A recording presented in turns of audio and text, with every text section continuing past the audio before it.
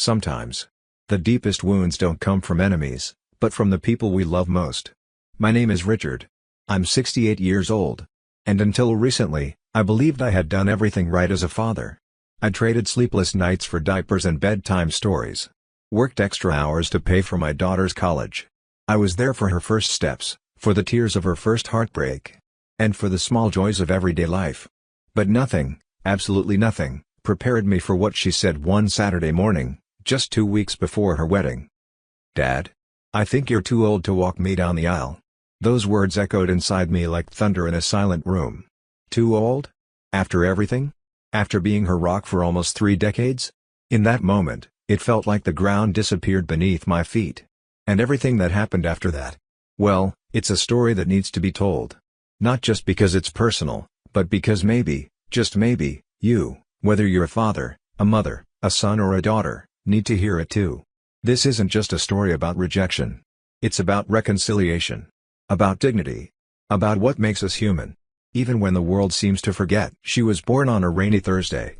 But to me, it felt like the sun had just risen for the first time. When my daughter, Emily, was born, everything in my world changed. I remember the first time I held her in my arms, so small, so fragile, with eyes that seemed to hold the entire universe. Right then and there, I made a silent promise, to protect her, guide her, and love her.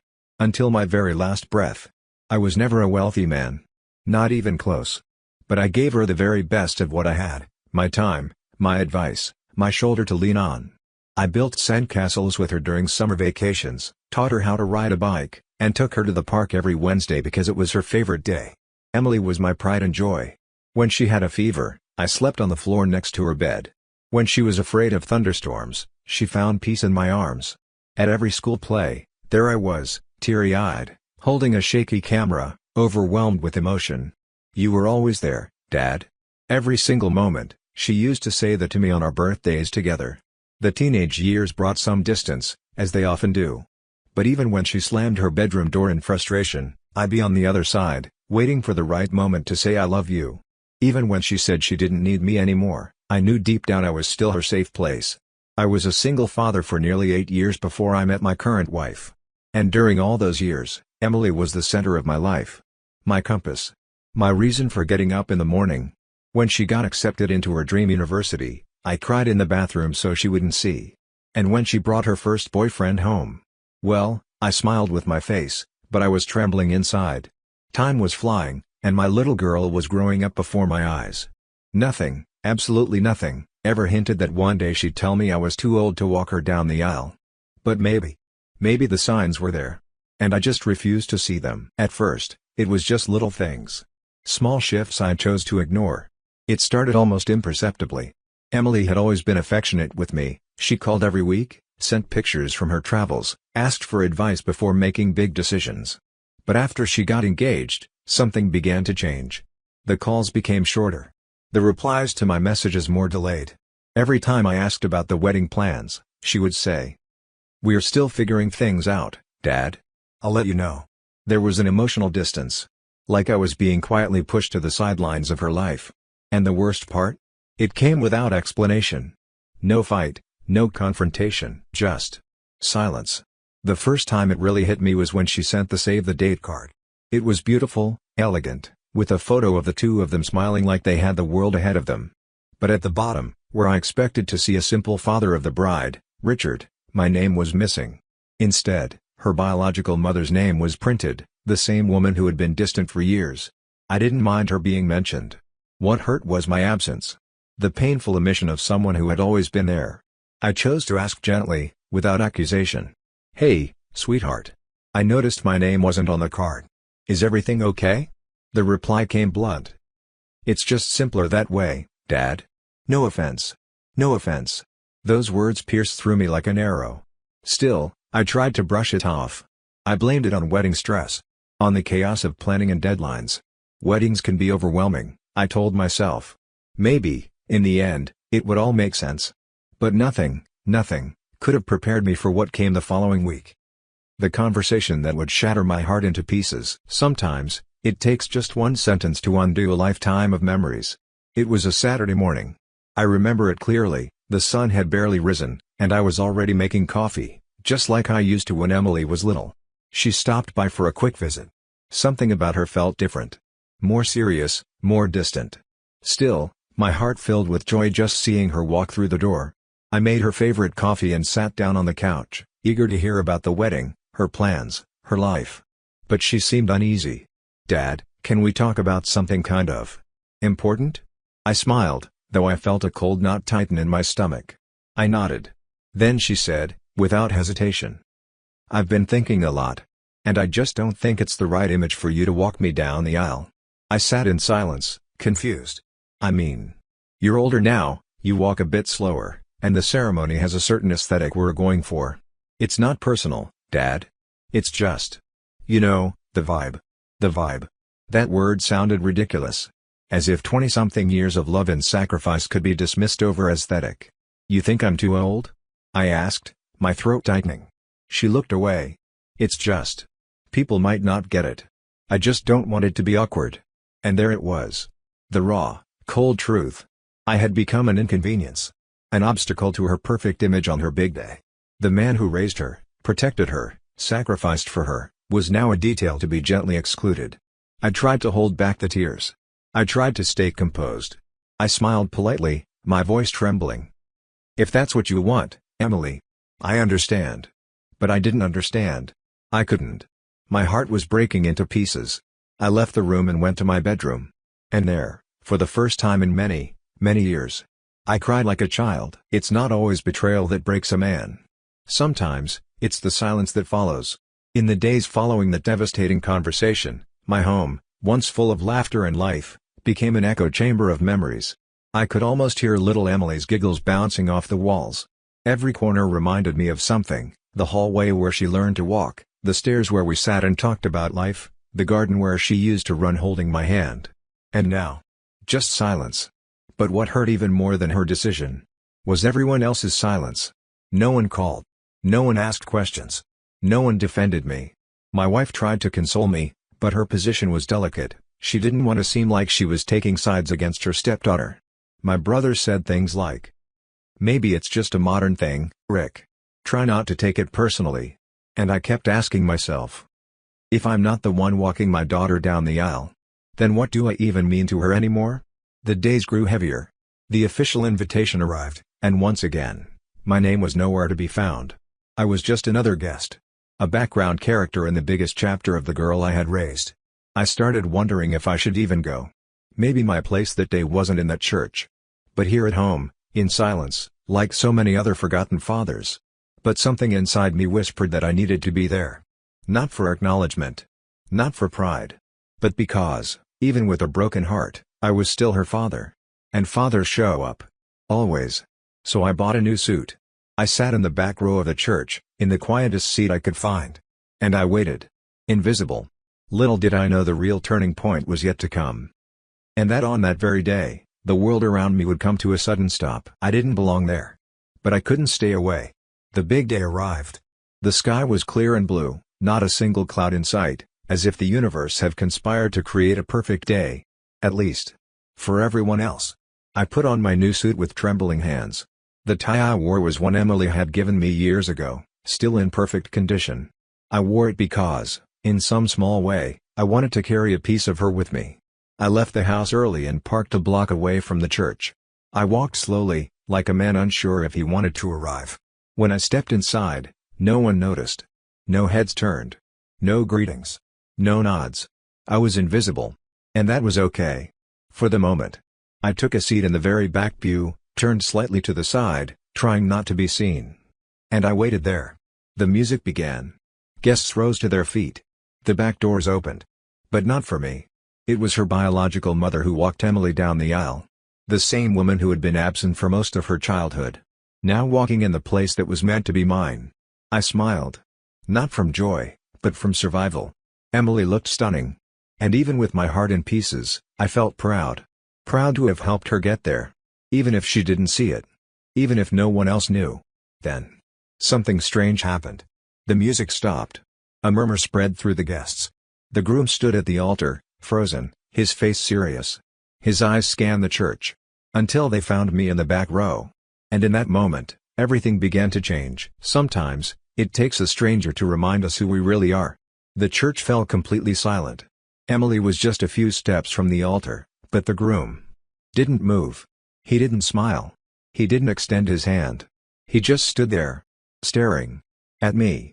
Then, with quiet determination, he stepped forward. He raised his hand, signaling for the music to stop, and spoke out loud, for everyone to hear. "Where is he?" People looked around, puzzled. He repeated. "Where's the man who raised Emily?" Emily's eyes widened. She whispered something to her mother, but before anything else could happen, the groom locked eyes with me and said, his voice full of emotion. "Mr. Richard. Sir. This day doesn't start without you." A chill ran through my entire body. For a second, I thought I hadn't heard him right. But he began walking, parting the crowd, until he reached the back of the church, where I sat. And then he extended his hand. "You're her father. You've always been.